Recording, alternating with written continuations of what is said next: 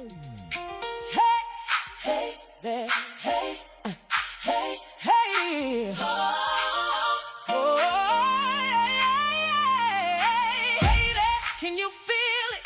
The room is alive. So hey y'all, hey, listen, I found another archived episode of a talk that I did with my ButSheFlys group, and I wanted to share it here, and it's called It's in the Shift.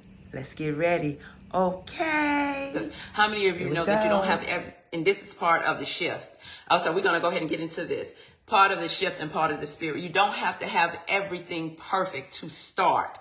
If a lot of you are waiting to start something because you don't have everything in alignment, or you don't have everything dressed, or you don't have everything perfect, so you don't want to start. Well, I'm just gonna wait till I get this. I'm just gonna wait till I get a microphone. I don't have no microphone, so guess what? Y'all gonna catch me in live and real color. In real lifetime doing this until God said I need a microphone. I can talk just as good through this camera than whatever else. And those who have ears, let them hear. Okay. And so that's what I say about that. I know there's a method to this madness, but for me, I just want God to draw the people who He would want me to reach. I'm not trying to be a superstar. I just want His word and His story to be told through my life and through the lives of other people who will grace my page. So all y'all butterflies, but for real, everybody who's a part of this group and everybody who I know on an intimate level, I really, really, really would appreciate, and I would be honored if you would share the stage with me and give the people, I'm saying the people, not just the women, but the men too, just some nuggets of wisdom from your life's perspective. I think it would be great. I was talking to, I think it was Coach Priscilla, and I was like, girl, it's every last Friday of the month. And then in the middle of it, I think God arrested me. And then Priscilla, we was on a FaceTime, and she looked at me because I was like, it may end up being maybe every other Friday because the people got something to say and I want the people to say it. So we're going to see how it goes. But for right now, it's the last Friday of every month, and it'll be live talk, and yeah, so there's that. But everybody can't go, y'all. And so listen to this. It says, how do you know when it's time to shift? I can see y'all comments, so I want somebody to answer that for me. How do you know when it's time to shift? If something that you have been doing, and I may have done this subject before, and y'all might see it again on Gigi Got the Mic, on Gigi on the mic, but for right now, we're sharing it here because I want you all to, if what you are doing or what you have been doing is not working for you, it's in the shift. It's in the shift. And that does not mean, and like I put up there, it does not mean that you abandon what it is that you want to do. It just means you rearrange some things and you change the way that you're doing it, because it's obvious if it's not working thus far, then something needs to be tweaked, right? I done got like all off the subject, but I be all over the place. So y'all just got to keep up with me because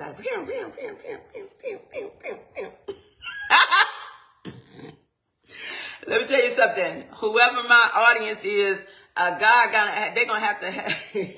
have to be able to shift. Okay. But it just means that maybe you need to tweak some things. Maybe you need to just revisit some things, right? So how do you know when it's time to shift? You know it's time to shift when you no longer feel like you align with what it is that you're doing. It doesn't feel like when something keeps nudging it. Absolutely. That was the next one, Deborah. Absolutely. When something keeps nudging at you, when something keeps going, hey, and you turn around and say, what? And you be like, hey, you know you need to be, hey.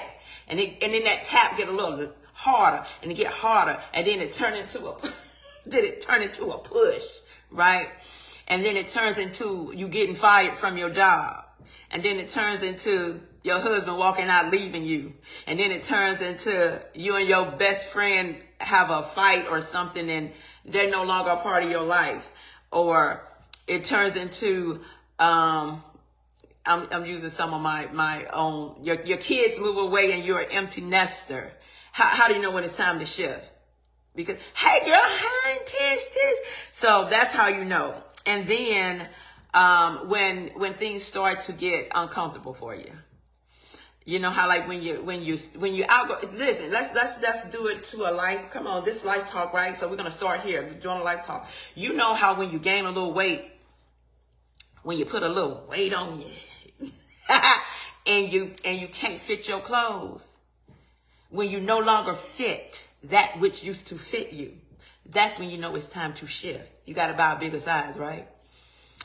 When what you're doing and where you're at no longer fits who you are, it's time to shift.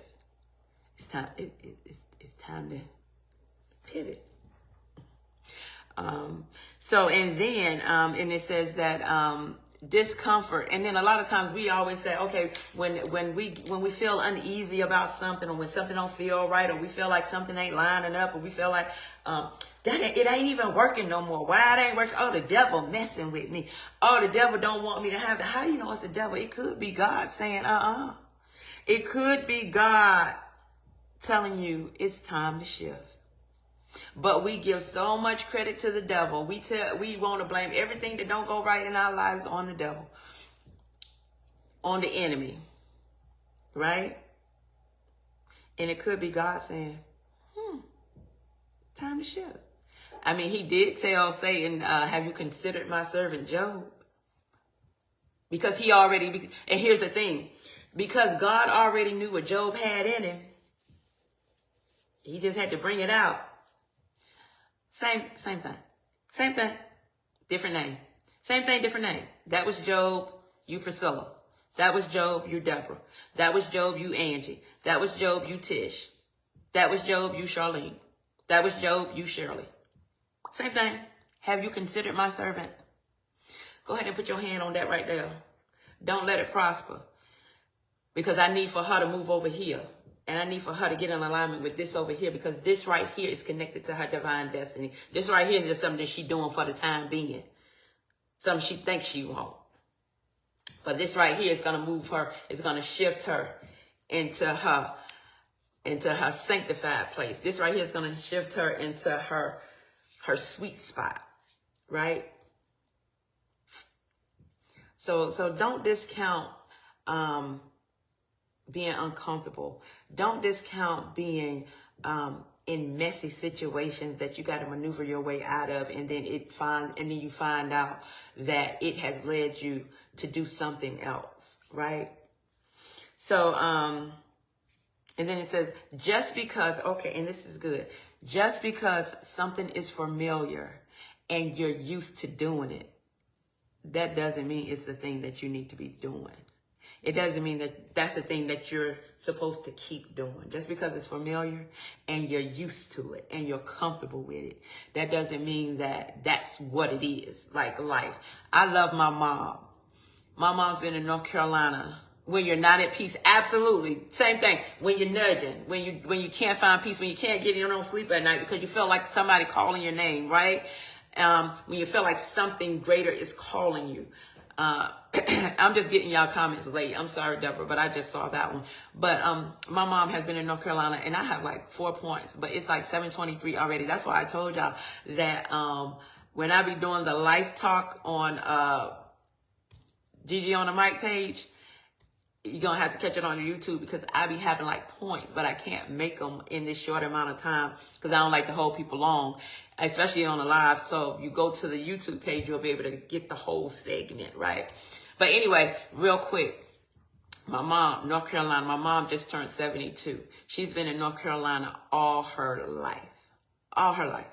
She's always said that she would have loved to have moved. She's always said that she would have loved to have went to the military. But her mama told her that the military won't for women or something. Her grandma told her it won't for women or something, that all they wanted the women in the military for was for the men soldiers to have sex with them. So I don't know what lie they told her or what lie they believed. That's why she did not go in the military. Now, is that the real reason she didn't go? I don't know. But I do know that when I went to the military, and now the life that I'm living and the life that my brother is living and the life that my daughter is living, my mama often sometimes say, I wish I would have went. But she did not shift. She did not pivot. She did not shift. She took what somebody else said and she let that be her Bible. She took what somebody else said and she let that plan the course of her life. So when I tell you that everybody can't go, everybody can't go because everybody, they don't see what it is God has shown you. And a lot of times, those very ones who can't go with you will be the very ones who stop you from going. Because you're always looking back, trying to say, come on, come up here with me. Come up here with me. Just like when you got healed from that trauma, and then you got girlfriends that you're trying to help get healed from trauma, but they want to stay in their stuff. You're like, come on up here. Come on up here with me. You don't have to keep reliving that over and over again. You don't. But they somehow they find themselves back in that trap. They find themselves back in that spiral of the mind. Sometimes you got to let them be there. Let them be in it. Because if you keep reaching back to help them up here with you, you're going to miss the bus that was supposed to take you a little bit further. Right? Everybody can't go. Everybody can't go. Especially when God is calling you to shift. Every conversation has the power to shift the atmosphere. And this is just the beginning. I'm Miss Gigi, and I'm on the mic. Thanks for watching.